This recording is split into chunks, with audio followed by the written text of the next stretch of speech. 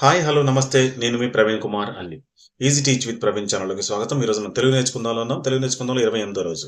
28వ రోజులో మనం రెండు అక్షరాల యొక్క ఒత్తులు, ఆ ఒత్తు యొక్క పదాలు మనం నేర్చుకోబోతున్నాం. ఇది మొదటిది, ఆ తర్వాత ఇది రెండవది. సో ఈ రెండు కూడా మీరు గుర్తుపట్టే ఉంటారు.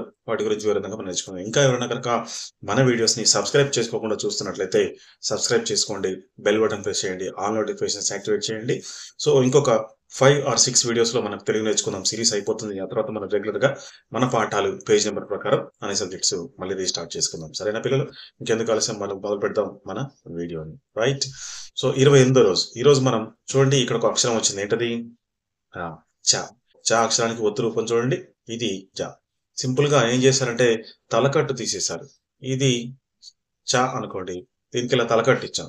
తలకట్టు ఇచ్చినప్పుడు ఏం చేశారు? ఈ తలకట్టును తీసేసి దాన్ని ఇంకొంచెం పైకి పొడిగించారు. అదే చావత్తు అయింది కదా. రైట్. సో ఈజీగా గుర్తుపెట్టుకోవడానికి ఇదనమాట. చాకు చావత్తు ఇచ్చినప్పుడు చ చ అని ఒత్తి పలుకుతాం. సో ఇక్కడ మనం చావత్తు లేనటువంటి పదాలకి ఉన్నటువంటి పదాలకి తేడా ఒకసారి చూద్దాం. సో రైట్, ఇక్కడ చూడండి, ఆ చాట, అచట. ఇదే దానికి చాకు చావత్తు ఇచ్చినప్పుడు అచ్చట, అచట, అచ్చట. ఇది చాకు చావత్తు ఇచ్చినప్పుడు పలికేటువంటి విధానం. మరికొన్ని పదాలు చూద్దాం పిల్లలు. పచనం, పచ్చడి, రచనం, రచ్చ, వచనం, వెచ్చని, కిచకిచ, గిచ్చడం, పంచవటి, ముచ్చట, ఆలోచన, గచ్చకాయలు. రైట్. ఎడమ వైపు ఉన్నటువంటివన్నీ కూడా చావత్తు లేనటువంటి పదాలు. వీటన్నిటిని లైట్ గా అంటే సరళంగా పలుకుతాం అచట అని.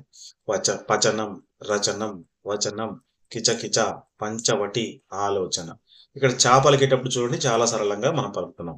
అదేవిధంగా కుడివైపు ఉన్నటువంటి కొన్ని కూడా ఏమున్నాయి? చాకు చావుతుంది. అచ్చట, పచ్చడి, రచ్చ, వెచ్చని, గిచ్చడం, ముచ్చట, గచ్చకాయలు.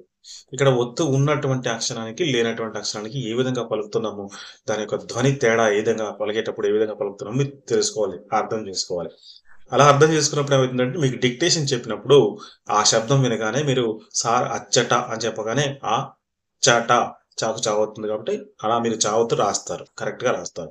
సో ముందుగా చదవడం నేర్చుకోండి, ఆ తర్వాత రాయడం ఆటోమేటిక్ గా మీకు వస్తుంది. రైట్. ఇది ఇప్పుడు చూడండి, మరికొన్ని పదాలు చూద్దాం.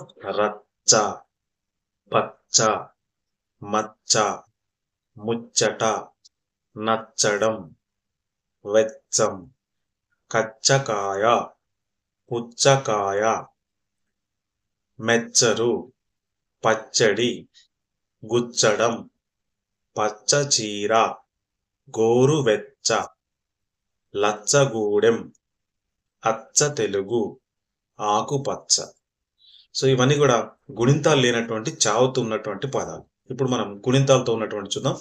వెచ్చాలు, వచ్చింది, మచ్చిక, పచ్చీసు, కుచ్చులు, గచ్చు, చిచ్చు, బొచ్చె, నిచ్చెన, పిచ్చుక, వచ్చేసింది, బచ్చోడు, పిచ్చోడు, విచ్చుకొను, పచ్చి పులుసు, కుచ్చు టోపీ.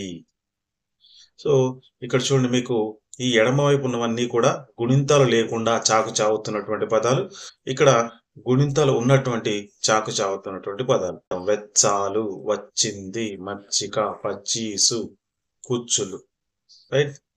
ఒకే ఏ అక్షరానికి అదే అక్షరం ఒత్తుగా ఉంటే వాటిని ద్విత్వాక్షరాలు అంటాం. మనం ఇప్పటి వరకు అన్ని ద్విత్వాక్షరాలు నేర్చుకుంటున్నాం.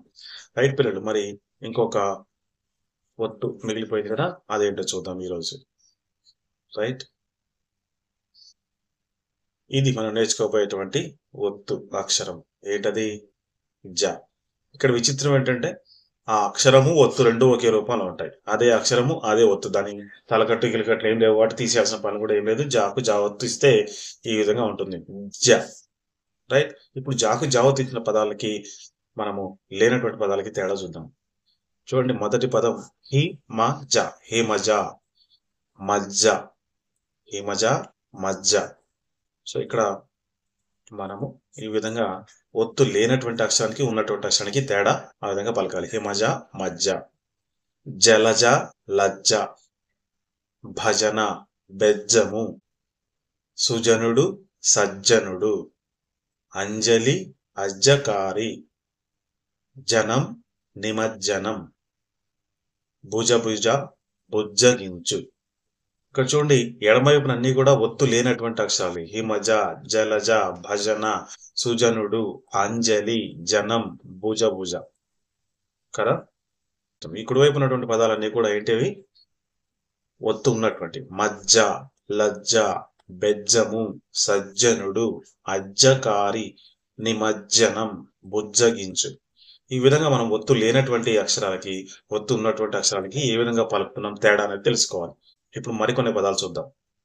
సజ్జ, బొజ్జ, బొజ్జ, మజ్జ, లజ్జ, బెజ్జం, సజ్జకంకి, జజ్జనక, సజ్జనుడు, పూల సజ్జ, నిమజ్జనం, అజ్జకారి, బుజ్జగించు, చిరుబొజ్జ, సజ్జ చేను, బిజ్జల దేవ, బుజ్జాయి, గుజ్జారి, బుజ్జి, మజ్జిగ, బజ్జీలు, సమ ఉజ్జీ, గుజ్జు, బెజ్జూరు, గజ్జెలు, బుజ్జి మేక, మరుగుజ్జు, గజ్జి, కజ్జికాయ, బెజ్జంకి, గజ్జల మోత, ఉజ్జీవం.